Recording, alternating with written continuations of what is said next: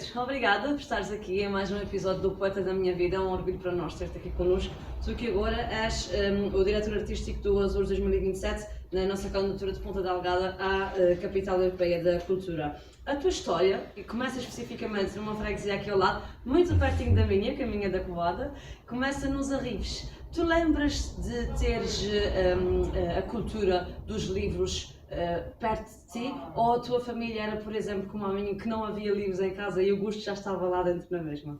Oh, pronto, obrigado pelo convite, é um prazer estar aqui. Já conheço a Patrícia aí que traz da Câmara há muitos anos e que já ajudou a catapultar e a contar a história de muitos projetos que eu fui fazendo ao longo dos anos, por isso obrigado. E é incrível este espaço das Letras Lavadas. Sempre acho que cresci rodeado por livros, principalmente por causa da minha mãe, que sempre foi uma leitora muito, assim, de muita prática, não é? de leituras diárias, de devorar um livro atrás do outro, principalmente de romances, não é? De histórias. Agora, também reconheço que, enquanto criança, adolescente, não é? Entre bandas desenhadas, a fase do príncipezinho, a fase de não ter interesse absolutamente nenhum por ler, ou não é? Depois de passar todo aquele lado meio de encanto adolescente, também das aventuras, dos clubes dos cinco, não é? Todos estes livros de literatura juvenil. Depois foi sempre uma coisa também muito ligada ao domínio escolar, aos grandes clássicos mundiais e aos grandes clássicos portugueses, os Essas de Queiroz, as Agostinas Bessas de Luís, aqueles Nomes pesados, não é? nomes pesados, pontos basilares da nossa cultura. Mas é engraçado como a minha relação com a literatura, acho que na vida toda é uma de vai e vem. Sim. De devorar assim compulsivamente, como de largar e de não ler muito durante muito tempo. Mas também tenho tido uma relação muito forte nos últimos anos de me contarem os livros, não é? de me falarem sobre o que é que são as ideias principais e daquilo também abrir caminhos. Não é? Ou seja, também tenho à minha volta sempre pessoas que têm uma ligação muito forte e que me também vão trazendo para dentro, de alguma forma. Sim. Quando eras pequenino, nas nossas brincadeiras normais de crianças, o que é que tu sonhavas ser quando fosses grande? Uau, sei lá. Pensavas neste mundo Acho da que- encenação, do teatro, da dança? Eu Pensavas acho que a minha mãe dizia que eu gostava de ser bancário primeiro, tipo, trabalhar na altura, já se pode fazer publicidade porque já não existe, que é o Sim. Banco Comercial dos Açores, no Ok. BCA, mas depois também houve a fase de querer ser bombeiro por causa da procissão do Nossa de Cristo dos Muito Milagres, bem. né? Por causa como é que se diz, não é sanfona, daquele coletivo, não é banda, mas aquilo tem um nome, que para mim era o momento alto de todas as procissões do Senhor Santo Cristo, não é? Que entre solenidade, espetáculo, coreografia, força, eu sempre achei aquilo uma manifestação assim incrível. Ainda por acaso no fim de semana ainda tive a ver vídeos dos bombeiros na procissão de Santo Cristo, e eles depois também participaram nas São Joaninhas, enfim, há montes de vídeos dos bombeiros e acho que aquilo é um marco, é uma experiência cultural para quem é de Micalense, não é? Para quem é de Ponta Delgada. Então por causa disso, durante muito tempo eu queria ser bombeiro. Acho que depois, não sei muito bem qual é que é a fase em que há essa mudança, mas acho que tem a ver também com a adolescência, em que aí vêm os desejos de ter uma maior ligação às artes. Ok. E de algum modo ser difícil, impossível ou cara. Por exemplo, antes queria ter estudado música e no conservatório pagava-se, os meus pais não me podiam fazer esse esforço financeiro na altura. Depois queria fazer teatro, não existia propriamente, ou existia tipo um grupo de teatro na Candelária, existia outro na Covoada, era tudo longe, assim, meio inacessível. E portanto até lembro-me na altura mudar do liceu para as Laranjeiras, porque eles supostamente iam abrir uma turma de teatro, mas depois finalmente, ou não tiveram inscrições suficientes, acabou por não acontecer, e portanto eu tive que sair daqui, efetivamente, para começar de alguma forma a aproximar-me do que eu achava que queria fazer, e que era ser ator. Então, pronto, isso depois também alimentado com com ver muita televisão, ver muita RTP Açores e com fazer coisas na escola, nas aulas de português, em que de alguma forma tinhas algum espaço para ser um bocado criativo e inventar situações, tipo espetáculos, concursos, coisas muito feitas à semelhança do que íamos vendo na televisão, não é? Desde de festivais, dos concursos dos anos 90, sei lá, lembro-me, por exemplo, de uma vez fizer como estou a lembrar agora, de uma coisa que era muito feita à semelhança de um concurso que era a filha da Cornélia, ou a vaca da Cornélia. Que era assim uma coisa meio concurso, meio espetáculo de variedades, e que isso na altura deu. Nós fizemos o Festival do Estrelado, pronto, que era assim uma espécie de. Já residia aí esta vontade de. Já havia aí o desejo, não? exatamente. E que nós experimentávamos fazer coisas sem noção absolutamente nenhuma, ter tristes, não é? Sim. Mas isso depois só veio depois a consumar-se quando eu finalmente saí pela primeira vez. E como é que é então este percurso? Depois também transformaste-te num cidadão do mundo, já pisaste vários palcos Sim. ao longo de toda a tua carreira que tens vindo a transformar. Como é que foi esta mudança daqui, da nossa terra, que na altura ainda era mais fechada, não é? Mesmo assim? Sim. Como é que foi esta mudança de dentro para fora, à procura daquilo que tu realmente querias? Uau, isso é é o percurso todo. Mas acho que começa exatamente nesse momento em que eu saio a primeira vez, aos 16 anos, e em que eu fui fazer um programa no estrangeiro que se chamava IFS, Estudar um Ano no Estrangeiro, e basicamente se fica a viver um ano na casa de uma família de acolhimento e se frequenta uma escola, nesse caso foi em Santa Fé, no Novo México, portanto nos Estados Unidos. E eu nesse ano frequentei uma escola que se chamava Capital Academy of Performing Arts, que era uma escola de teatro musical, onde tinha aulas de canto, sapateado, dança e música. E que durante o ano o programa era feito através de cumprir vários projetos, espetáculos, não é? Portanto fazíamos, imagina, dois grandes musicais por ano, fazíamos concertos de coro, fazíamos uma coisa que era um pouco mais ligada a números de dança, números de música, números de teatro.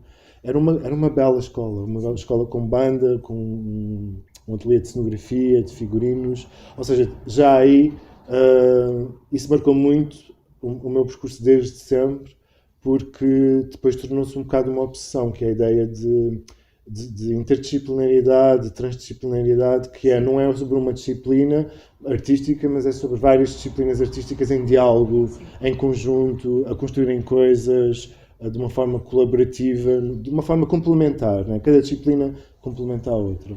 Depois veio o choque de voltar a Portugal, eu fiz licenciamento em teatro, e aí houve esse choque do sonho americano com uma escola de teatro europeia, nesse caso em Évora, num exercício muito mais teórico, muito mais ligado aos grandes nomes da dramaturgia. Eu vinha de uma coisa Broadway, né? Tipo Hollywood, assim, tipo sonho americano mesmo, assim, muito mãos na massa sobre o fazer, e de repente caio numa escola em que estou sentado e ouço, e toda a dimensão prática parecia-me não suficiente, não era suficiente para o que eu ansiava, para o que eu procurava.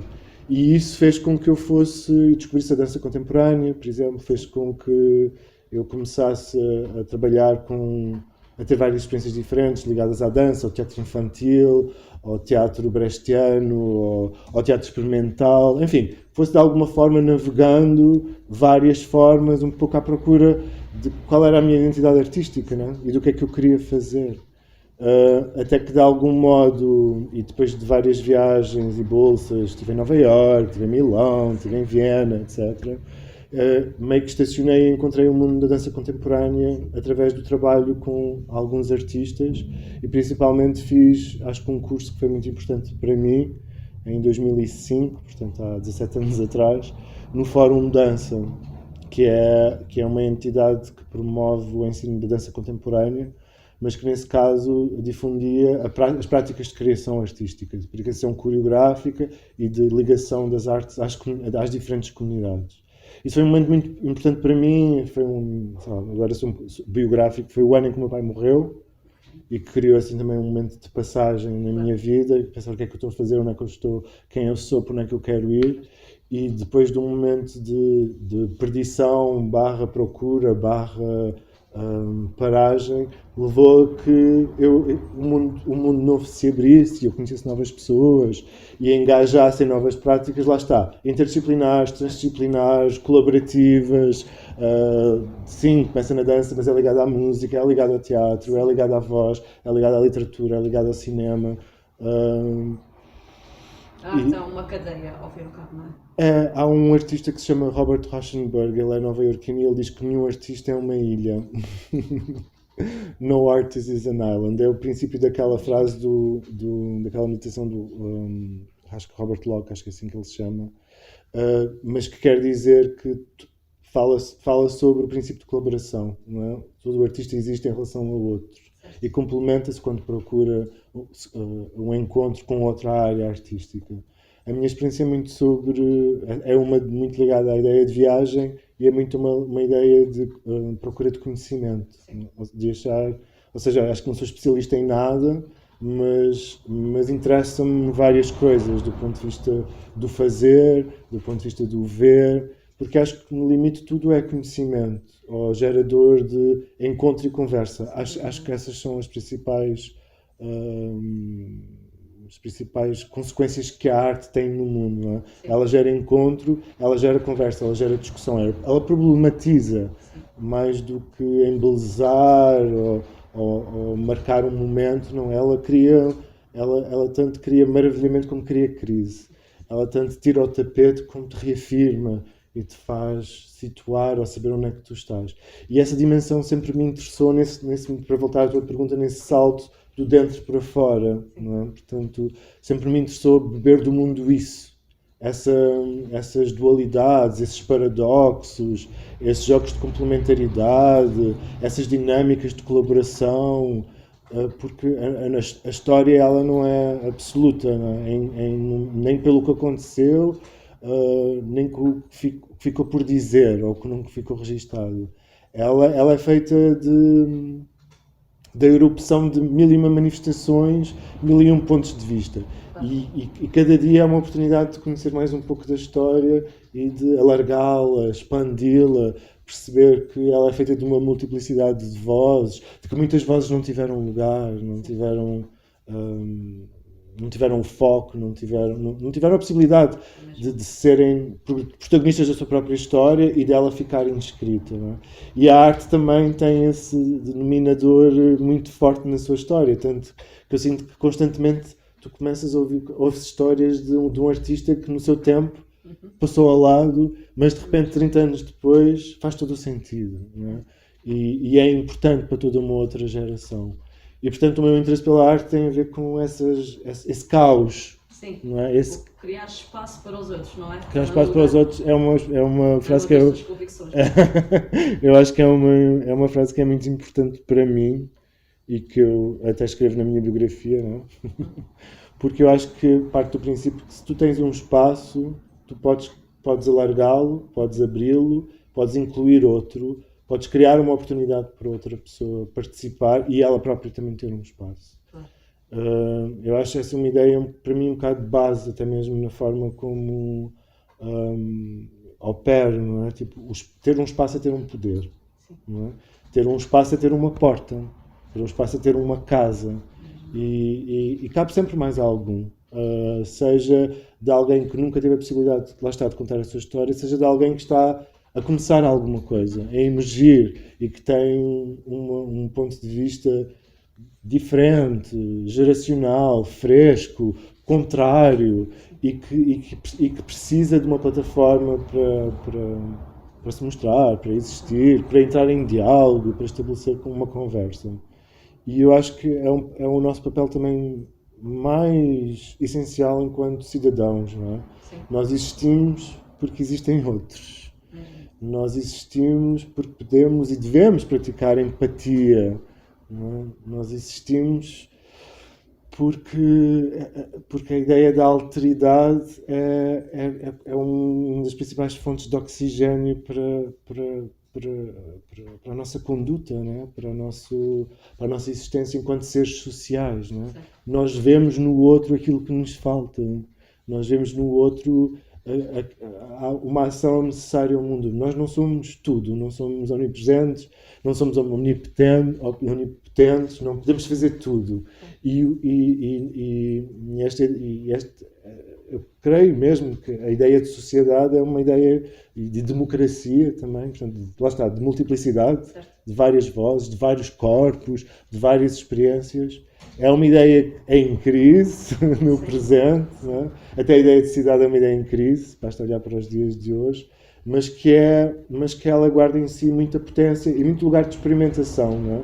Muito lugar de ainda se desafiar e de tentar coisas novas, tentar outras aproximações. Ainda não chegamos lá e, infelizmente ou felizmente, há sempre ideais e valores que são muito importantes que são colocados em crise e que importa sempre resgatar e lembrar o quão importante eles são. Mas eu acredito que haja muito sempre por fazer nessas ideias de sociedade, de democracia, de cidade, e portanto tenho a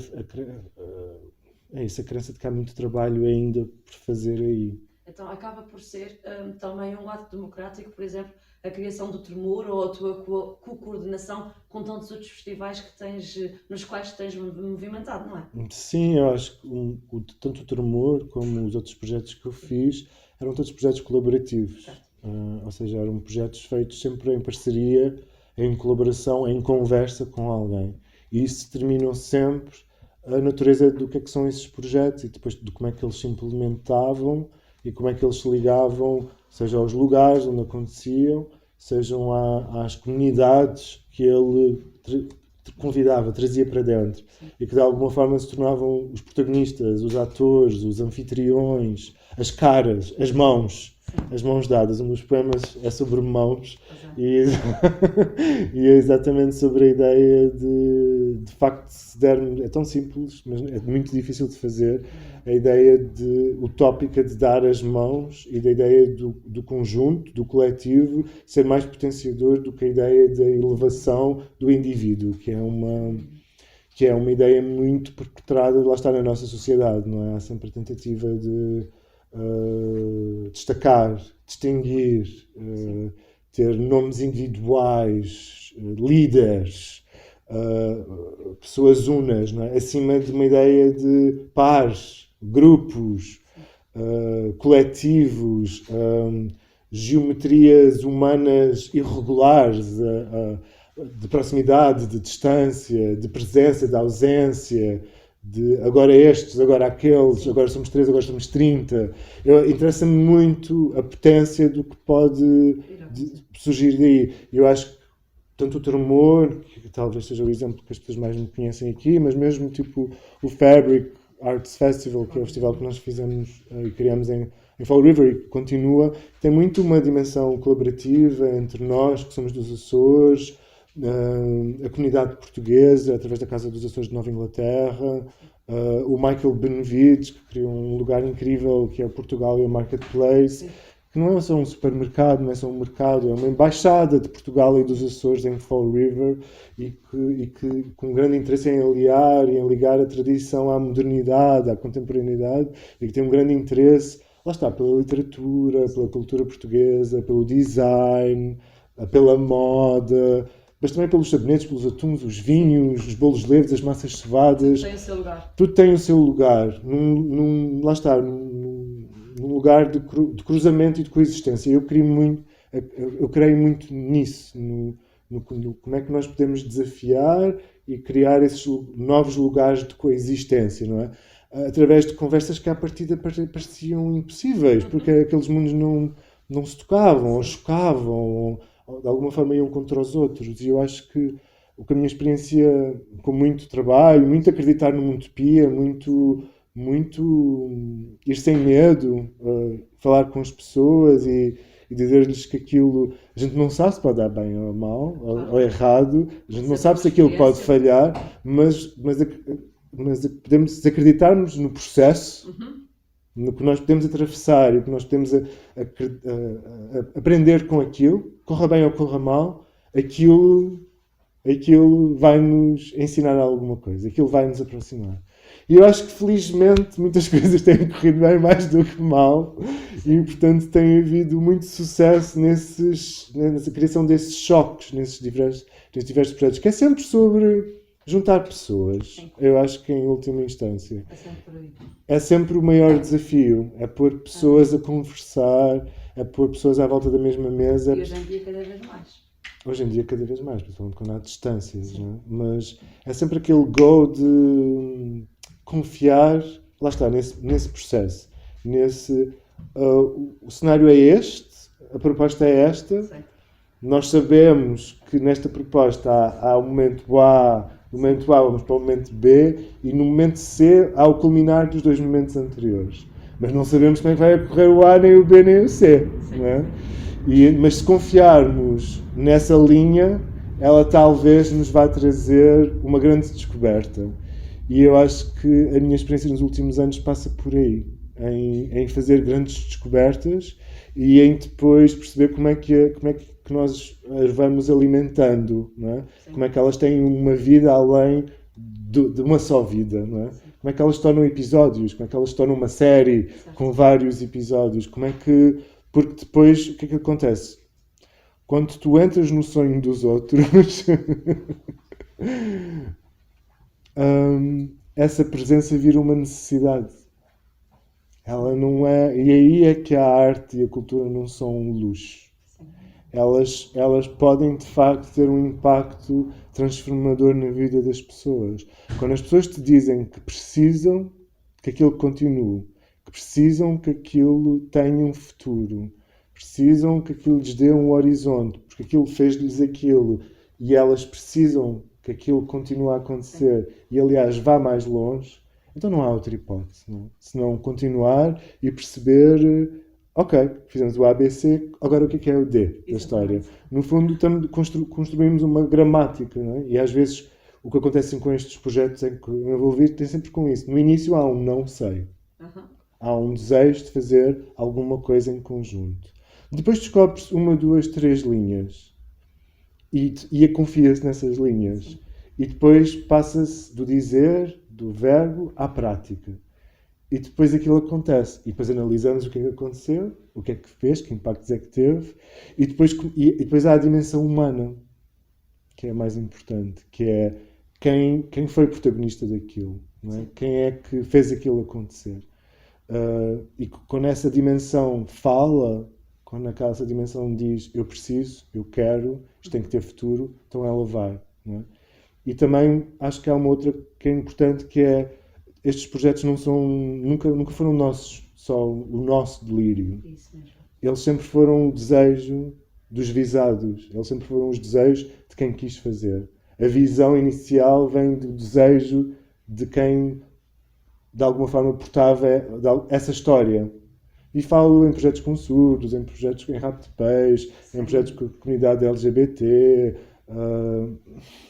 etc, com as dispensas, enfim, com as mais variadas comunidades que ao longo dos anos fomos nos cruzando. Vem da necessidade das pessoas também. Acho que também o confirmar que ali existe uma plataforma e que aquela plataforma lhes pode servir. E porque a sua história também conta alguma coisa sobre a nossa história. E é um aspecto também da nossa cultura insular, arquipelágica, e que é tão movida por certas idiosincrasias, mas que tem sempre algumas histórias acima de outras. Quando, na verdade, vais a ver, e há muito mais, não é? Há muito mais por contar. Mãos vazias às mãos cheias. Mãos vazias às mãos cheias para se darem ou não. Há quem dera tropeçar e cair em mãos alheias. Mãos na ilharga ou na massa, suando e fazendo suas, coisas que outrora eram de outros e depois em pausa, em pose. Mãos capazes de pensar, aptas a crer sem ter visto. E se mão sou entre mãos, persisto até me enganar. Mãos construindo palavras que o vento não levará. Em bruxas não acredito, porém que as há. Mãos que devem, temem, tomam, tiram, atiram, aturam, pegam, apagam e pagam. Quem tem duas mãos tem tudo. Mas ter uma é mais que nada. António, nós sabemos naturalmente que hoje em dia a cultura está a sofrer muito na pele a situação atual, como tantas outras áreas, mas a cultura de facto tem sentido um desafio muito maior no mundo digital, de reinventar-se, de chegar aos outros e de fazer esses tais projetos de mãos dadas uns com os outros, como é, por um lado, mais difícil quando não estamos perto, mas por outro pode abrir horizontes para chegarmos digitalmente a outros. Agora, abraças agora um projeto muito interessante e também um projeto muito grande, que é, como nós falávamos, de seres diretor artístico do Azul 2027. De uma forma geral, o que é que já nos podes contar do que é que aí vem e quais são os maiores desafios, tendo em conta a atualidade digital lá? Sim, de facto, este momento para a cultura, desde há um ano para cá, tem sido um desafio enorme. Mais não seja por entender que setor é esse, né? Quem são os trabalhadores das artes e da cultura, como é que eles vivem, como é que eles se pagam, como é que eles contribuem e como é que o Estado os protege ou tem em conta a especificidade dos seus trabalhos para entender que, como Estado social que é, os pode ajudar, não é? E o que se veio a confirmar é que, de facto, o abismo era gigante, o desconhecimento era muito grande. Até aos dias de hoje, essa crise, né, esse abismo entre o Estado e o setor, ele persiste. Outra coisa tem a ver com a dimensão da crise sanitária, que de facto nos isolou, não é? E nos fechou em casa e, portanto, acentuou a dimensão de distância uns dos outros e também a impossibilidade de convívio social e de encontro, sendo que os teatros e as galerias, os centros de artes, as livrarias que abriram, todas tiveram que, de alguma forma, se adaptar, né? E respeitar estas novas condicionantes. Não deixamos de estar isolados, ou seja, não houve uma solução. Mas o que eu acho que tem sido interessante é que, pela reivindicação, pela conversa de vários setores da sociedade, pela organização dos vários setores da cultura da nossa sociedade, muita coisa tem acontecido. Muita coisa tem sido reescrita, redefinida e ajustada exatamente para fazer valer as necessidades das pessoas. Isso do ponto de vista do apoio, por assim dizer, social. Não é? Acho que há muito por fazer, mas está em curso não só a revisão do projeto de lei para se criar um estatuto de intermitência do trabalhador, que a mim parece-me essencial. Acho que há um longo caminho para isso, mas as pessoas da cultura precisam exatamente desse reconhecimento do Estado. Ao mesmo tempo, é claramente urgente, e isso foi muito claro, por exemplo, agora em a discussão do plano de resiliência, da tal bazuca europeia, não é? Que é em que não se dizia, não havia nenhum capítulo para a cultura. Em nada se previa um apoio para a cultura. E, portanto, eu acho que pela reivindicação do setor, pela insistência em clarificar, em incluir, em ter todos dentro, em que ninguém fica para trás, porque ao longo do ano passado muitas pessoas ficaram no limiar da miséria, ficaram sem comer, viram os seus espetáculos cancelados, adiados, mas as rendas, o pôr a comer na mesa, o alimentar o filho não para, né?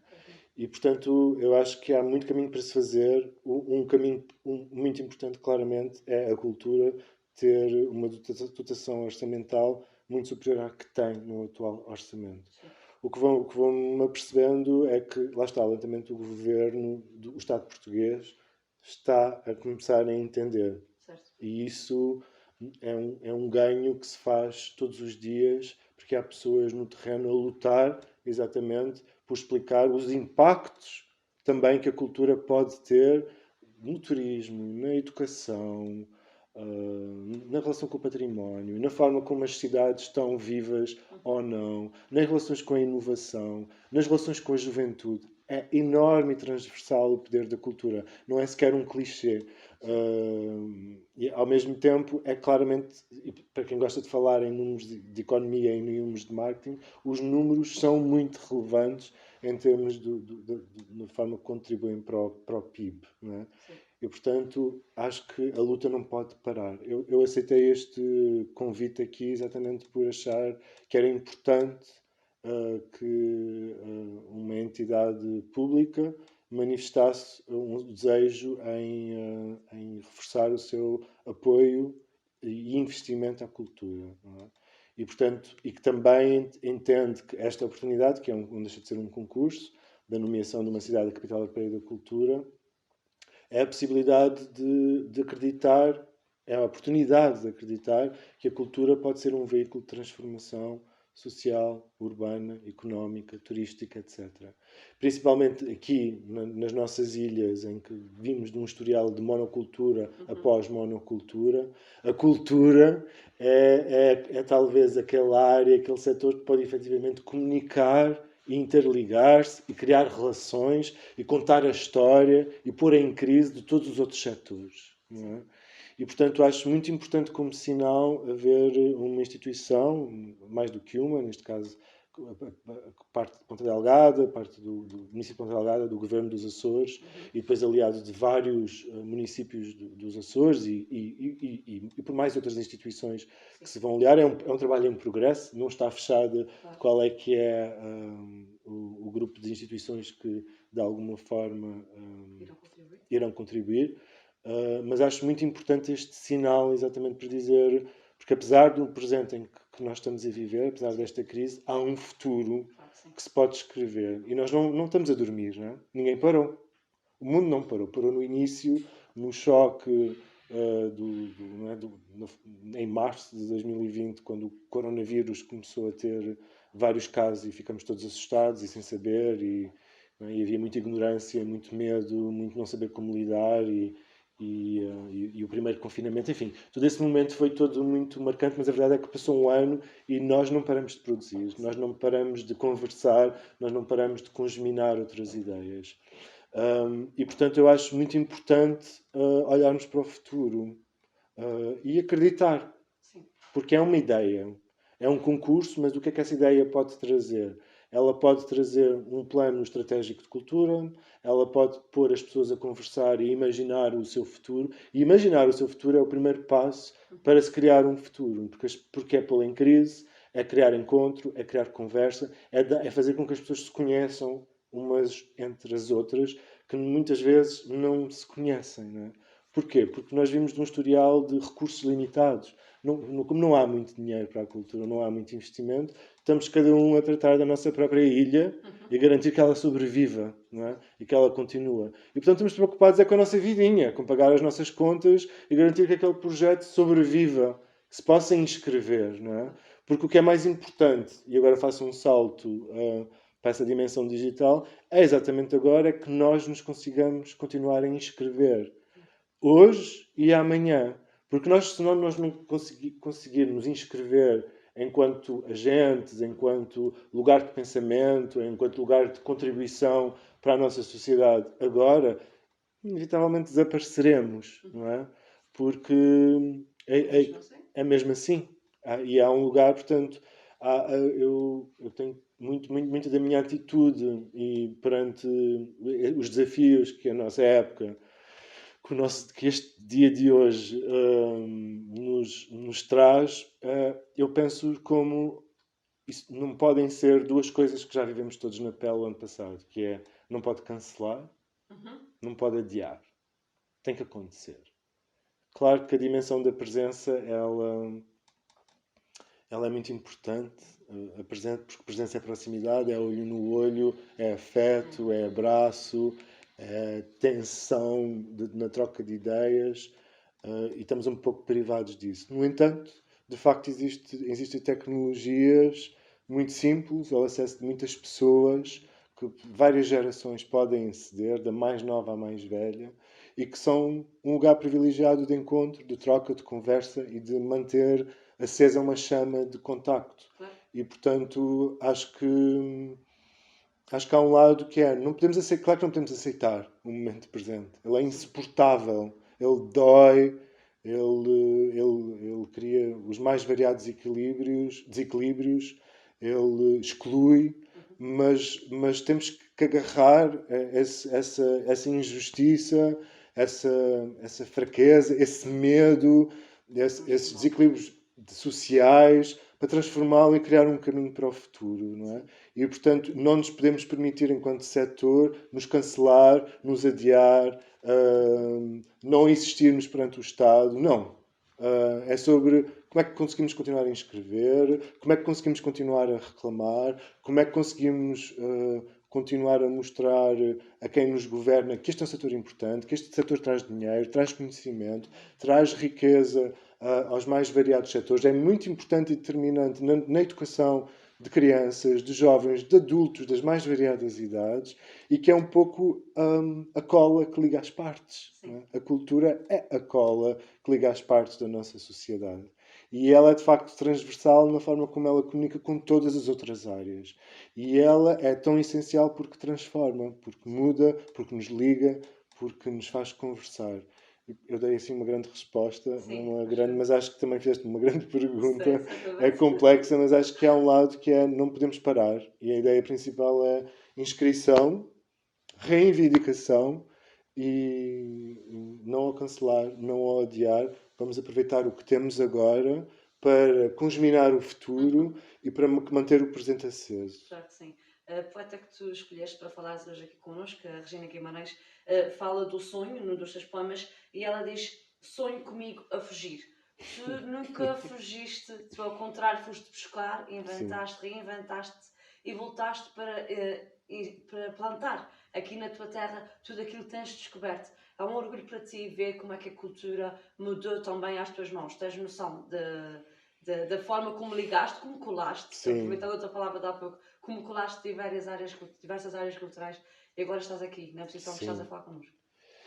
Acho que nunca fugi de nada. Exatamente. Acho que viajei. Mas pelo contrário. Apenas pelo contrário, porque precisava. Há um outro poeta que é sufista, que é o Rumi, que tem um poema que se chama Peixe com Sede. Eu gosto muito dessa imagem, portanto viajei porque tinha sede, porque tinha fome, porque queria devorar o mundo, queria aprender com ele, queria estar sozinho, queria encontrar outras pessoas, queria ver outras coisas, queria que o mundo me caísse na cabeça, em cidades estranhas, queria não ter amarras e queria descobrir vivendo, não é? E portanto as viagens que fiz ao trabalhar, para estudar, para descobrir, têm esse sentido de querer mais e de pronto, é infindável, não é? A dimensão do conhecimento, a dimensão da viagem, ela nunca acaba. E o viajante faz-se viajando, não é? O caminho faz-se caminhando, faz-se vendo, faz-se sendo atropelado, faz-se sendo assaltado, faz-se encontrando um grande amor na Europa do Leste, faz-se estando no Sambódromo no Rio de Janeiro, faz-se vendo um espetáculo na Broadway em Nova York, faz-se recontando a história do príncipe e da princesa na Lagoa das Sete Cidades, sabes? Faz-se nesses lugares todos. O mundo, enquanto estamos vivos, é nosso. E, portanto, é muito importante, enquanto espécie, enquanto espécie humana, nós renovarmos sempre o repertório de histórias que nos fazem sentir vivos, não é? e que nós ligamos. Nós estamos sempre ligados a histórias. Estamos sempre ligados às mais variadas ficções. Quer dizer, a Bíblia é isso. Antes de tudo. E não se param de escrever ficções, não se param de escrever outras histórias. Sim. Mas não sei por aquela ideia que estava a falar há pouco. Agora, mais do que nunca, as crises também trazem novas vozes. E novos sonhos, novas tonalidades, novas geografias, novas centralidades, se quisermos. De repente há uma pessoa numa favela no Rio de Janeiro que se emancipa e que conta a sua história e que faz um tratado sobre a sua experiência como negra, por exemplo. E de repente há espaço para esta história rebentar para o mundo. Quando passamos, se calhar, por décadas né, seja da opressão da mulher, seja por racismo, seja por xenofobia, seja por o que for, em que essas pessoas não tinham lugar. Né? Não tinham lugar em edições, não tinham lugar em museus, não tinham lugar em cinemas, e de repente há essa oportunidade. E isso é incrível. É uma crise, penso em todo o movimento Black Lives Matter que nós assistimos na sua explosão em 2020 e que estamos claramente a recolher também as consequências disso, e ainda bem. Infelizmente não é, por uma catástrofe, né, que foi a morte de um homem e tudo o que despoltou depois disso. Mas acho muito importante que esses movimentos estejam a acontecer e que nós cada vez nos reconheçamos mais complexos. E tão complexos como completos. Sim. Porque nenhuma história, ela conta a história. E, portanto, a viagem para mim foi importante também. Foi e é e sempre será até mesmo nos Açores. Pensemos, não é? As 9 ilhas dos Açores que são tão diferentes. Sim. E que é tão importante reconhecê-las na sua singularidade, até para conhecer o que é que nos faz um arquipélago. Não é? E como é que isso pode estreitar relações entre nós, criar outros movimentos e até nos afirmarmos numa relação com o continente, com a Europa. Não é só São Miguel, sim, não é só a Ilha Terceira, não é só a maior montanha de Portugal, não. É o todo, em toda a sua riqueza, em toda a singularidade, o todo dos movimentos, do caos que existe, da ordem das coisas, que faz a riqueza e que cria, de facto, todo um arquipélago. E é preciso ir para ver. É preciso ir até aos lugares para conhecer as pessoas, para conhecer as suas histórias, os seus sabores, as suas temperaturas, os seus anseios, todas essas dimensões que nos fazem humanos. Agora, em relação ao que eu fiz, eu acho sempre que o que eu faço é trabalho. E que é um trabalho que nunca mais acaba. É uma missão. É uma missão, exato. E, portanto, não... tenho sempre, e as pessoas dizem muito isso, sou sempre crítico.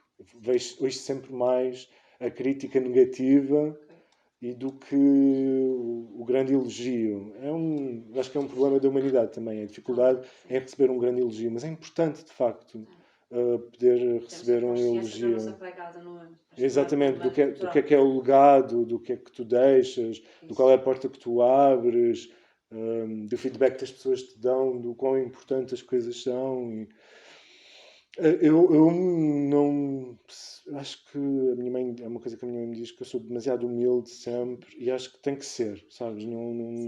Eu sou o que o presente me traz e o que o futuro me promete. Ou que se não promete, eu tenho que criar uma promessa. Sim. Porque, quer dizer, basta olhar lá para fora, agora, no dia de hoje, dia 19 de Abril, se não me engano, e no caminho para aqui, o sentimento que me bate do lugar onde eu estou, desta cidade, que é Ponta Delgada, é tristeza. Antes de tudo. Claro que eu tenho demasiadas memórias nestas ruas, da minha vida toda, da infância, mas também das coisas que eu fiz em colaboração com outras pessoas e que criaram espaços, que abriram portas, que mudaram coisas, que fizeram pequenas revoluções, que fizeram pequenos terremotos, não é? Tremores, o que seja. Mas eu não me deixo de ficar impressionado com onde é que isso está tudo, onde é que isso foi no presente, não é? E ao mesmo tempo... Imaginávamos que isso um dia chegasse ao restante. Não, mas depois ao mesmo tempo chego aqui e há uma livraria Letras Lavadas e não há assim há tanto tempo. E há uma livraria nova no centro de Ponta Delgada, que é um lugar onde as pessoas podem ir. Percebes? Então não se perdeu tudo. Sim. E não se perderam os projetos. As pessoas não pararam de os fazer. No entanto... Mói um bocadinho esse sentimento de sabermos que há um vai e vem que não está diretamente na nossa mão. Há uma grande instabilidade e o que se vê é vertiginoso, né? Dá medo, parece que está tudo adormecido, parece que estamos numa escala de uma fantasmagoria qualquer. No entanto, pronto, não querendo muito também falar sobre, ou ficar muito preso a este presente, há a promessa do futuro, ela é grande, não é? Eu acho. E, portanto, eu também não sou muito agarrado ao passado e para mim ter aceito este desafio que aceitei foi exatamente pronto, eu fiquei doente, né, quando me convidaram para fazer. Fiquei literalmente doente e de cama e em crise e a pensar, ai meu Deus, E agora? ai meu Deus, ai meu Deus. Mas também a minha grande preocupação eram os projetos. O que é que vai acontecer com os projetos? O que é que vai acontecer com as colaborações? Mas o quê? Vou deixar as pessoas? Sim. Como é que conseguirias gerir tudo, não? E para mim isso era preocupante. Portanto, mas efetivamente a decisão foi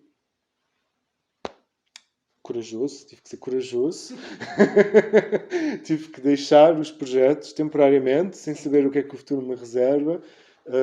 Os meus colegas, os meus colaboradores dos vários projetos pegaram nos projetos, pegaram nas suas rédeas, ficaram em crise, mas também tomaram a crise para retransformar, para reestruturar e para os projetos poderem continuar. E só isso é uma grande alegria, não é? E um grande alívio, porque para mim essa era a preocupação maior. Eu não quero acabar com nada, Sim. não quero estragar nada, principalmente quando foram todas coisas que eu tive no início, que eu não é?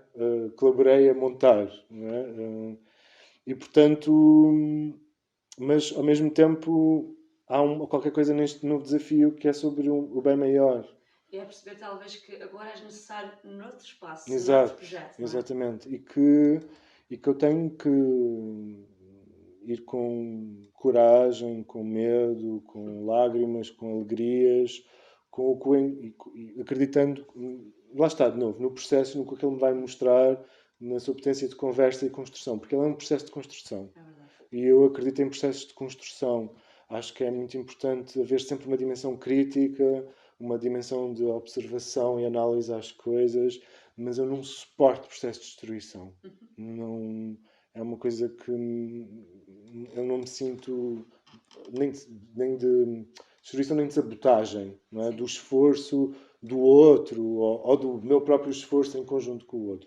Não, acredito mesmo que nós, seres humanos, temos uma capacidade, isso é, é uma ideia de um escritor, que é o Yuval Harari, que acredito sebejamente na nossa capacidade de cooperação. Nós temos uma grande capacidade de cooperação e de fazermos coisas em conjunto e de sermos construtivos, de sermos críticos, de sermos propositivos, mas também de sermos corajosos, de dar a cara, de dar o corpo, de não vivermos em caixas de comentário, não vivermos em notícias falsas, de não vivermos em todos esses mecanismos que de alguma forma nos colocam em crise uns contra os outros, mas que muita gente encontra um lugar para ter voz e para pôr abaixo. Eu sou muito apologista do pôr para cima. Isso. É muito bonito, é muito interessante, é muito desafiante e é muito potenciador o movimento de erguer uma coisa, né? De construí-la e ter pilares. De pôr os pilares, de construir as paredes, as portas, de ver quais são as prateleiras, de depois abrir e partilhar. É nisso que eu acredito. E eu acho que os Açores, e acho que foi por isso que eu me pus nessa Ponta Delgada, com os Açores, tem uma potência enorme. E está na altura de não só valorizarmos o potencial da nossa natureza, mas também de contar a história da nossa cultura como ela ainda não foi contada. E, aliás, aliada à nossa natureza. Porque toda a nossa cultura, quase 100%, vem exatamente da nossa ligação com a natureza. Não é? Desde da nossa religiosidade, desde a nossa relação com os elementos, desde a nossa literatura. Basta pensarmos, por exemplo, estava aqui a ver Nemésio, não é? Que isso, inventou essa palavra, essa ideia do que é a serenidade, não é? E que nós estamos aqui vivos a revê-la e a perceber o que é na contemporaneidade agora e o que é que ela vai significar amanhã, não é? Como é que ela se complexificou além da meteorologia instável, da sensação de isolamento, das brumas que caem e nos fazem sentir melancólicos, da eterna saudade dos dois corações, do que ficou e do que partiu, não é? De toda a nossa história de imigração. O que é essa serenidade agora? E, portanto, é um desafio enorme, é um desafio de uma vida, mas também é um... Olha, dá pica. Dá pica no sentido de que dá vida. Não é? Ele é vital. E, portanto, o que eu vou fazer até ao fim deste ano, na altura em que nós entregarmos esse primeiro dossiê de projeto, é pôr cimento para uma construção. Certo. Quem quiser construir, vamos falar. Não é sobre eu, não é sobre ti, não é sobre ele, Não é sobre nós como indivíduos, os nossos desejos e nos anseios. É o nosso coletivo, não é? É o que é que esta ideia pode contribuir para uma ideia de todos os nós. Vamos ver. Curativo. Diz quem procura uma dor que ela há de cair do céu, como chuva pedregosa embrulhada no jornal e na previsão astral. Diz quem procura uma cor que ela está dentro do mal, no veneno que é das flores, os muros duros de ouvido e no perfume das cores. E sem rasteiras me chegam o bafo de uma questão, onde vou eu tão depressa com a minha exaltação. Vou até onde eu fiz promessa de que o pé não toca o chão. Onde vou eu tão depressa com a minha exaltação?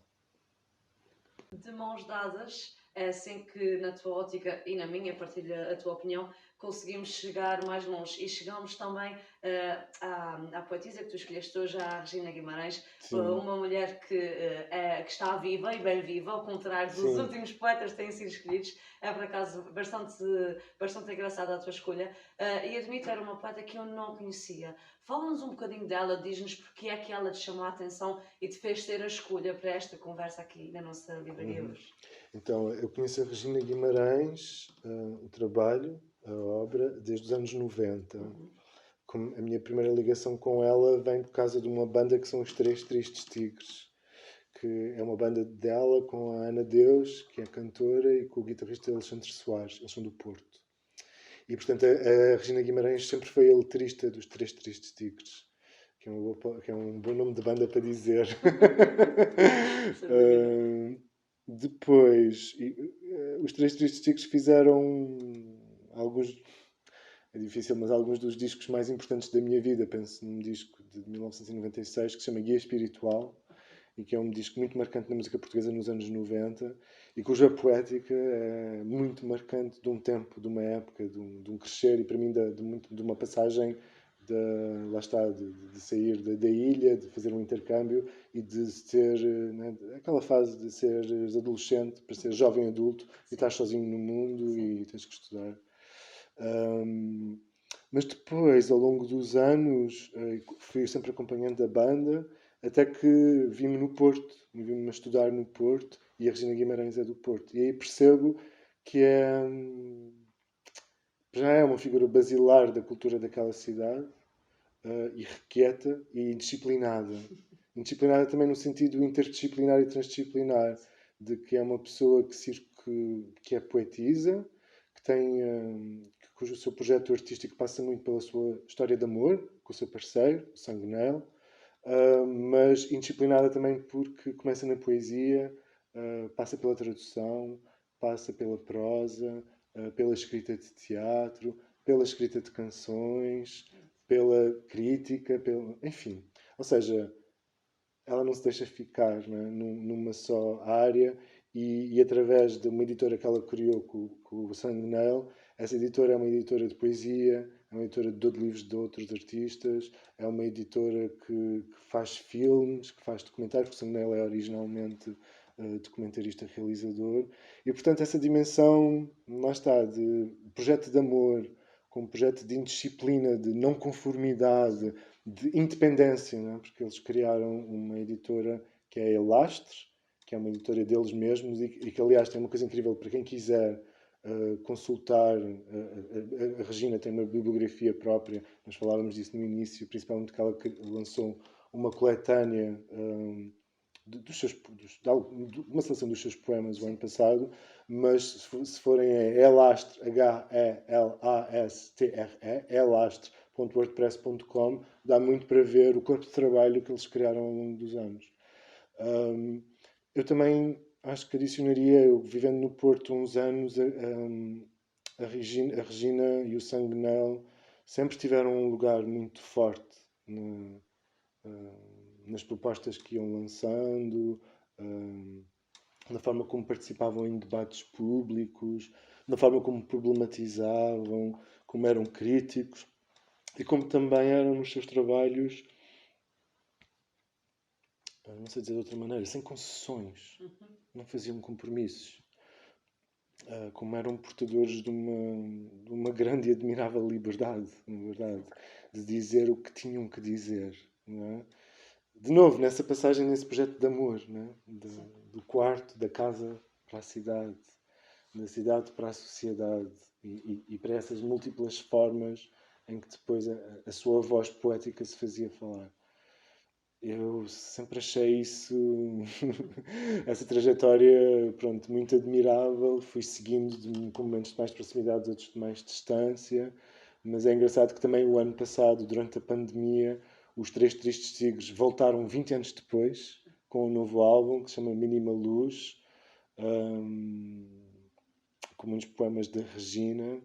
E também foi assim um reacender de uma chama, porque quer se queira, quer se não, bom, para mim, muito pessoalmente, o primeiro confinamento foi um confinamento muito ligado à literatura e à música, não é? E de novo a importância da cultura, que é, pode-nos acontecer tudo, mas é isso. Mas nós continuamos a imaginar o que é que levávamos na mala se calhássemos numa ilha deserta, e nessa mala tenho a certeza que pelo menos um livro lá estava, não é? E que, portanto, perante todo e qualquer e possível isolamento, se tivermos uma história, uma ficção, seja em que forma for, nós sentimos-nos mais humanos, sentimos-nos mais pensantes, mais vivos, mais vibrantes. E, portanto, esse encontro com o Mínima Luz dos Três Tristes Tigres foi também um revivar de uma ligação que para mim é afetiva, não é? Com um projeto artístico que de alguma forma acompanhou toda a minha passagem para a idade adulta e toda a minha ligação com as palavras e com o dizer, porque há essa também, como a Ana Deus, tem uma relação muito específica com o dizer, com a performance do dizer, a performance da palavra. Sempre me criou, sempre é uma relação de ouvido, é uma relação muito, é uma relação vibrante, é uma relação muito próxima.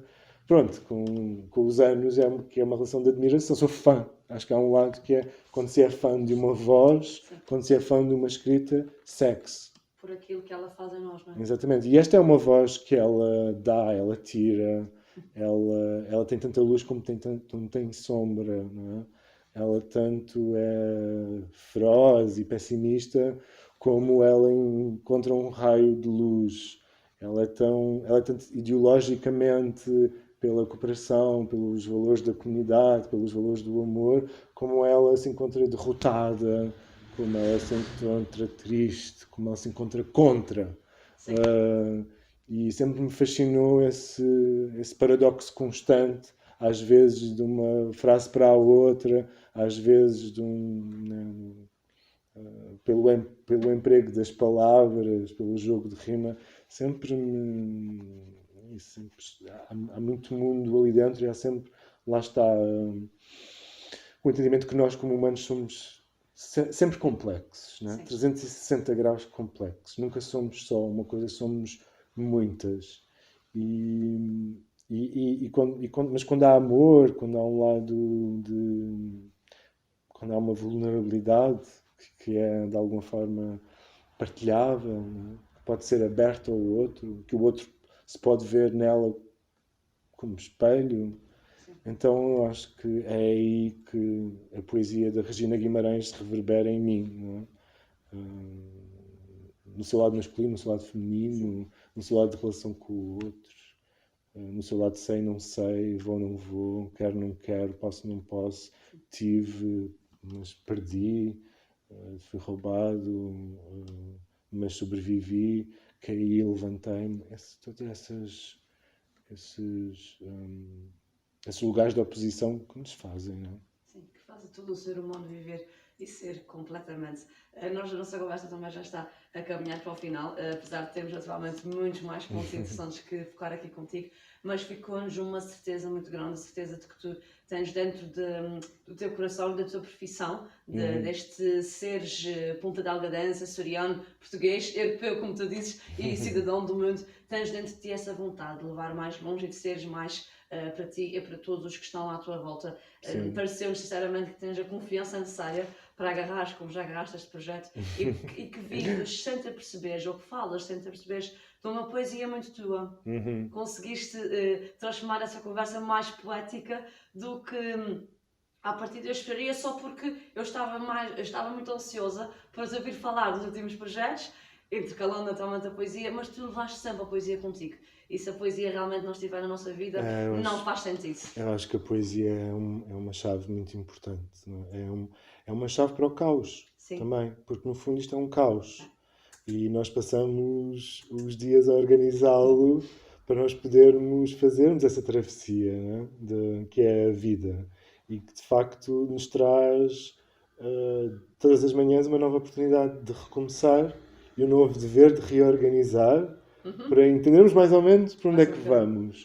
E a poesia tem é um tirar do tapete, é o que está por baixo do tapete, é o que está o que derramaste do tapete, mas foi para o resto do chão. Sim. É um bocado de tudo, são todas as dimensões, né? Do subtexto ao que derramou, ao que é transbordante. É um jogo de palavras que vai além de uma aproximação técnica ou de uma ideia de lógica fechada. Né? E eu acho que ela é muito importante, a poesia é muito ligada a uma ideia de sonhar e de poder ver com outras lentes ou sobre outra luz ou reposicionada de outra maneira. Né? É uma forma de criar outro ponto de vista e de às vezes criar sensações. Eu estava ontem a pensar, um dos poetas que eu tinha pensado, só atropelando-me um pouquinho e antes de fechar, era o Ernesto Meli Castro, que é um poeta visual, não é? E que brinca com as palavras, não é? E com a forma que as palavras podem ter e na relação que as palavras podem ter com o espaço e que jogos de palavras é que se fazem pela disposição, pela enumeração. E aí tem tanto espaço para poder interpretar, para poder ler, para poderes tirar daquilo o que é que queres. Que ontem eu estava a ver um poema que se chamava Tontura. E tontura é basicamente um círculo, que parece uma espiral, que tem tontura, e depois a palavra vai se desmaterializando, tornando em outras, e torna-se assim numa coisa, e que é tipo uma espécie de realização da ideia, não é, que esconde a palavra. E eu acho isso muito, muito interessante, até para o dia-a-dia de qualquer pessoa, seja ela artista, trabalhe com cultura ou não, não é? Porque a ideia da poesia pode alimentar, porque ela esconde um processo criativo, seja de quem a escreveu, seja de quem lê, não é? Porque ela faz-se com o leitor, não é? Com a arte, ela faz-se com o espectador, faz-se com quem vê.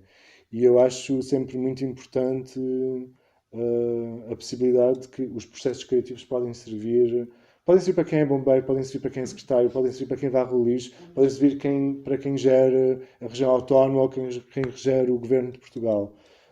Uma certa dose de poesia, ela cria-nos sempre um filtro para ver de outro modo e para nos ligar efetivamente às coisas. Portanto, eu acho ela essencial. Claro que sim.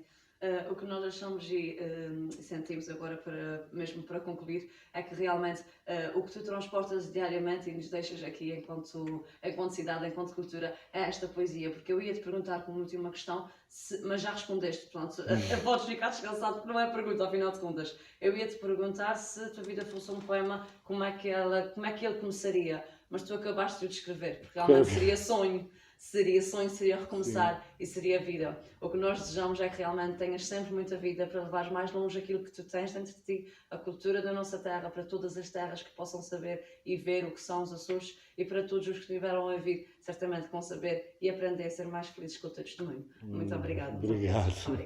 Obrigado. Matematicamente, eu roubei para ter mais, ou talvez do mais o menos. Roubei-te quando em vez para ver onde e ver como. E também para não ver. Roubei para não viver, não roubei para comer. Roubei palavras ao mundo. Eu roubei contra a rotina, contra males e marés e para fazer-te conta, crescer, desaparecer. Roubei para estar à altura, roubei sem conta e medida, roubei minutos à hora, roubei vírgulas à vida. Roubei, fanei, abafei, somei e subtraí. Multipliquei-me na sombra, dividi-me e fui reinado. Pifei, gamei, rapinei, furtei e surrupiei. Dei banhada e fui chibado, roubei-me ou fiz-me roubado. Quem me roubou e porquê? Porque me senti roubado. Ladrão não rouba ladrão, de seu peso aliviado. O que cai não sai do chão, da gravidade é a lei, se te sentes carregado. Em sonhos te roubarei. Roubei na rua e na loja, roubei carro, roubei casa. Quem demais tem se despoja, mão leve, bocado de asa. Mas não roubei quem cruzei, roubar, mas olhar a quem olhei e quem me olhou podia ser minha mãe. Roubei, queria curtir. Roubei para engatar. Roubando julguei subir, sem saber onde aterrar. Na volta fui seduzido, às tantas fui enganado, traído quando atraído, desmamado ou mal amado.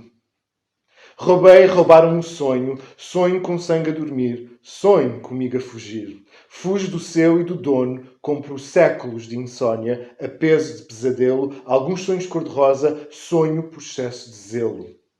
Eu roubei para contar, roubei para ser contado, se conto, acrescento um ponto, antes de ser apanhado. Com negras linhas me coso, na cama que fiz me deito, não sei se que o sinto é sono, medo ou falta de respeito. Falo e falho onde me calo, por dentro estou calejado. Não me rendo, não me calo, onde sou, não fui chamado.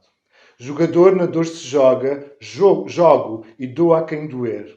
Ator no ato de afoga, de outra água hei de nascer. Toda a gente tem um preço, uma pressa, uma pressão. Sou de graça, se me esqueço, não valho a recordação. Se obedeço por fraqueza, cara me sai a lição. Quem cedo se senta à mesa, tarde faz a digestão.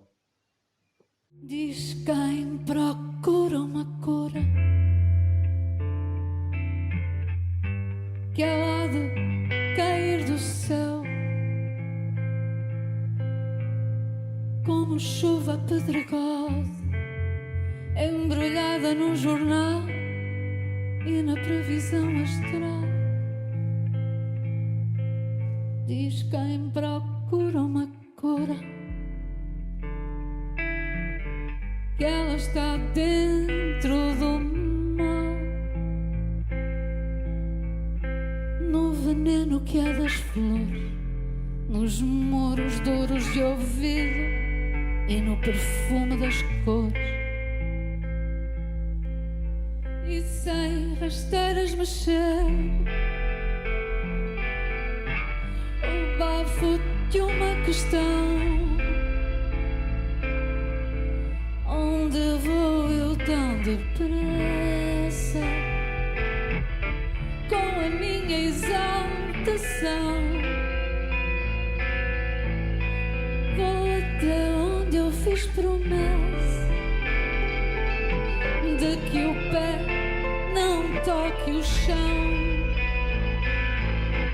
Onde vou eu tão depressa com a minha exaltação?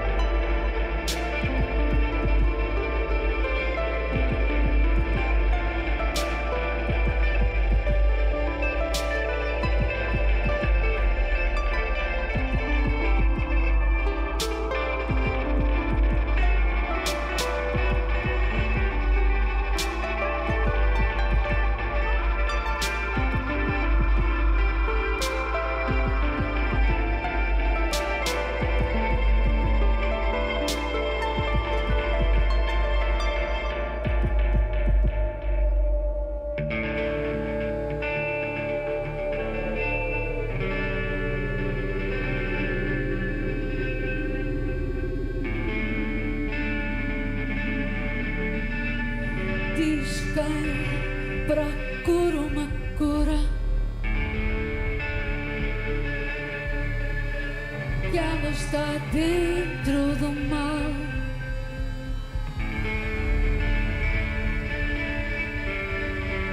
como chuva pedregosa, embrulhada num jornal e na previsão astral.